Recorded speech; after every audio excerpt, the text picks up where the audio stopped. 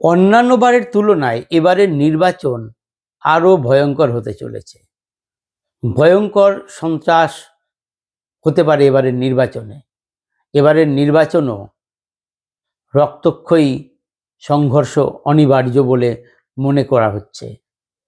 তৃণমূলের সেরকমই পরিকল্পনা, আর সেই পরিকল্পনা ফাঁস করে দিয়েছেন সিবিআই এর প্রাক্তন ডিরেক্টর উপেন বিশ্বাস। নমস্কার, আমি প্রদীপ দাস, আর আপনারা দেখছেন দেশপ্রেমিকদের চ্যানেল আমাদের ভারত। পশ্চিমবঙ্গের কোনো নির্বাচনই সন্ত্রাস ছাড়া হয় না। প্রতিটি নির্বাচনেই মৃত্যুর সংখ্যা থাকবেই, আমাদের সেই সংখ্যা গুনতে হয়, এবং রক্তক্ষয়ী সংঘর্ষ ছাড়া পশ্চিমবঙ্গের নির্বাচন হয় না। একসময় বিহারকে জঙ্গলরাজ বলা হতো, আর সেই বিহারও এখন সংঘর্ষবিহীন নির্বাচন হয়। কিন্তু পশ্চিমবঙ্গে ভাগ্যে সংঘর্ষ ছাড়া নির্বাচন অসম্ভব। কিন্তু এবারের নির্বাচন আরো ভয়ঙ্কর হতে চলেছে, কারণ তৃণমূলের নিজেরই হিসাব, তাদের কাছে রিপোর্ট রয়েছে, মানুষ আর এই সরকারকে চাইছে না। এবারের নির্বাচনে মানুষ এবার জবাব দিতে চাইছে, তারা এই সরকারের বিদায় চাইছে। সেরকমই পরিকল্পনা রয়েছে মানুষের মনে। আর তাই তৃণমূল এবার অন্যরকম ছক কষেছে। ভোটের বৈতরণী পার হওয়ার জন্য, ক্ষমতায় আবার ফিরে আসার জন্য তারা ছক তৈরি করেছে, আর সেই ছক তৈরি করছে আইপ্যাক। এই আইপ্যাক তৃণমূলের সমস্ত নির্বাচনী প্রচার কৌশল, প্রার্থী নির্বাচন সব কিছু করে। এমনকি ভাইপো যে ভাষণ দেন, সেই ভাষণের স্ক্রিপ্টও তারা বানিয়ে দেয়। ভাইপো যে ইদানিং ছড়া কাটেন, সেই ছড়াও আইপ্যাকেরই বানানো। তো সেই আইপ্যাকই এবার তৃণমূলকে ভোটে জেতানোর একটা ভয়ঙ্কর পরিকল্পনা করেছেন। উপেনবাবু জানিয়েছেন যে মানুষের যে মুড রয়েছে, তাতে তৃণমূল জেনে গেছে সন্ত্রাস না হলে তৃণমূল জিততে পারবে না। এবার যদি নির্বিঘ্নে ভোট হয়, তাহলে তিনি মনে করছেন যে 90% চান্স রয়েছে মমতা বন্দ্যোপাধ্যায়ের হেরে যাওয়া। তাই তাকে যদি নির্বাচনে জিততে হয়, তাহলে সন্ত্রাস করতেই হবে। উপেন বিশ্বাস মনে করেন সেক্ষেত্রে রক্ত ঝরানো ছাড়া তৃণমূলের জেতার কোনো সম্ভাবনা নেই। মানুষ এখন এতটাই দৃঢ়প্রতিজ্ঞ হয়েছে যে এই সরকারকে বিদায় জানানোর জন্য তারা এখন অপেক্ষা করে বসে আছেন, আর সেটা তৃণমূল জানতো। তার জন্য প্রথম থেকেই মুখ্যমন্ত্রী এসআইআর এর বিরোধিতা করে এসছেন। এমনকি যখন এসআইআর চলছে, তখন বিভিন্ন ঘটনা তুলে ধরে তিনি এই এসআইআর প্রক্রিয়া বন্ধ করে দেওয়ার আবেদন জানাচ্ছেন।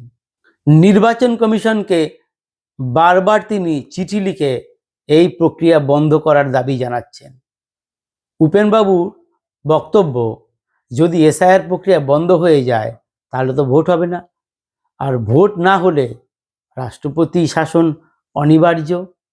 ফলে এসআইআর প্রক্রিয়া চলতে থাকবে, এবং নির্বাচন কমিশন সমস্ত বাধা বিপত্তির মধ্যেও খুব ঠান্ডা মাথায় সে এই এসআইআর প্রক্রিয়ার কাজ এগিয়ে নিয়ে যাচ্ছে। জাতীয় নির্বাচন কমিশন এখনো এমন কিছুই করেনি যাতে পরিবেশ উত্তপ্ত হয়ে ওঠে, কারণ তাদের মূল লক্ষ্য হচ্ছে সুষ্ঠুভাবে এসআইআর প্রক্রিয়াটাকে সম্পন্ন করা। ইতিমধ্যেই 58 লক্ষ নাম বাদ গিয়েছে, আরও বহু নাম, কয়েক লক্ষ নাম বাদ যাওয়ার অপেক্ষায় রয়েছে। সেই সংখ্যা কোটি ছাড়িয়ে যেতে পারে।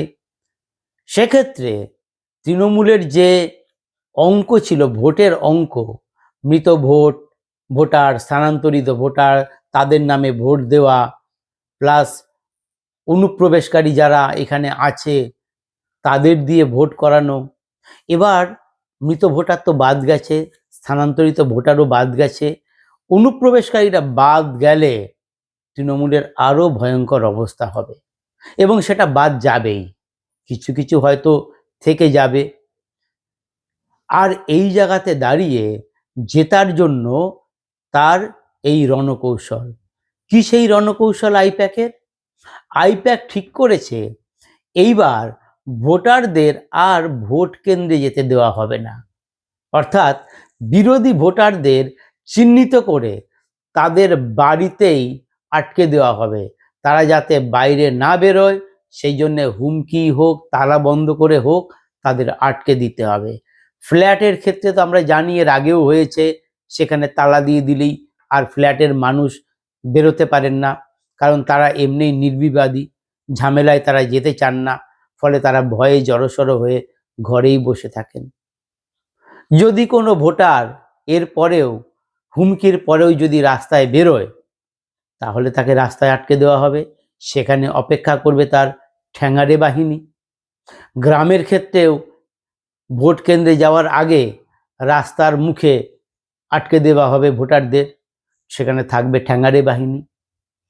আসলে তৃণমূল এবার নির্বাচনটাকে একটা যুদ্ধের পর্যায়ে নিয়ে যেতে চাইছে, যুদ্ধের মতো করে পরিকল্পনা তৈরি করেছে, তাই তারা তৈরি করছে ওয়ার রুম। প্রত্যেকটা বিধানসভা কেন্দ্রে এক একটা করে ওয়ার রুম থাকছে, আর সেই ওয়ার রুম থেকে গোটা বিধানসভার ভোট প্রক্রিয়া পরিচালনা করা হবে এবং তার নিচে থাকছে, বুথ স্তরে থাকছে বুথ সুরক্ষা কমিটি, এবং সেখানে কারা থাকবে? বুথের সুরক্ষা দেবে তারা। আরে বুথের সুরক্ষা কি কোনো রাজনৈতিক দল দেয়? বুথের সুরক্ষা তো দেবে নির্বাচন কমিশন, তার জন্য পুলিশ রয়েছে, আধা সেনা রয়েছে। তাহলে তৃণমূলের এই বুথ সুরক্ষা কমিটির কি কাজ হবে? এখানে কারা থাকবে এটা বলার অপেক্ষা রাখে না যে এখানে থাকবে ঠ্যাঙাড়ে বাহিনীর সদস্যরা, এবং তারা ভোটারদের ঠেঙিয়ে আগেই ভোট কেন্দ্রে যাতে ঢুকতে না পারে তার ব্যবস্থা করে দেবে। তারপরেও যদি কোনো দুর্বিনীত ভোটার ভোট কেন্দ্রে যেতে চায়, সেক্ষেত্রে তো মারধর অবশ্যম্ভাবী, এবং সেক্ষেত্রে বিরোধী দলগুলো কি তা ছেড়ে দেবে? ফলে সংঘর্ষ অনিবার্য, কারণ বিজেপিও এবার কোমর বেঁধে নেমেছে। তাদের যে আগের যে সাংগঠনিক শক্তি ছিল, সেই শক্তি তাদের অনেক গুণ বেড়ে গেছে। ফলে বিজেপির কর্মী সমর্থকরাও বাধা দেবে, এবং বিজেপি দীর্ঘদিন ধরে সেই পরিকল্পনা করে আসছে যাতে তাদের ভোটারদের ভোট কেন্দ্রে নিয়ে যেতে পারে। বিভিন্ন রাজ্য থেকে বহু বিজেপির নেতা এসছেন, সিপিএমও তৈরি আছে, আইএসএফও আছে। ফলে সব মিলিয়ে এবারের ভোট কিন্তু ভয়ঙ্কর পরিস্থিতি হতে চলেছে। আর যদি নির্বিঘ্নে ভোট করাতে পারে নির্বাচন কমিশন, যদি বিরোধীদের কথা মতো, বিজেপির কথা মতো পুলিশকে ভোট কেন্দ্রের বাইরে রাখে এবং পুরো ভোট যদি আধা সেনা পরিচালনা করে, আইন শৃঙ্খলার বিষয়টা যদি তারাই দেখে, তাহলে তৃণমূলের পরাজয় অবশ্যম্ভাবী। উপেন বিশ্বাস সেই কথাই বলছেন যে তারও বিশ্বাস যে এবারের যা পরিবেশ তৈরি হয়েছে, তিনি 90% নিশ্চিত যে এবার তৃণমূল ক্ষমতায় আসছে না। মমতা বন্দ্যোপাধ্যায়কে মানুষ এবার বিসর্জন দেবে। তাই ক্ষমতায় টিকে থাকার জন্য বিভিন্ন রকমের পরিকল্পনা করছে আইপ্যাক। আপাতত একটা পরিকল্পনা শুধু জানা গিয়েছে, যে ভোটারদের আটকে দেওয়া। এছাড়াও তাদের যে কত রকমের পরিকল্পনা তৈরি হয়েছে তা এখনো বাইরে আসেনি, যেটা তারা ভোটের দিন প্রয়োগ করবে। আর বাধা পেলেই হবে রক্তক্ষয়ী সংঘর্ষ। আমার এই প্রতিবেদন কেমন লাগলো? যদি ভালো লাগে অবশ্যই লাইক এবং শেয়ার করবেন। খারাপ লাগলেও মন্তব্য করে জানাবেন।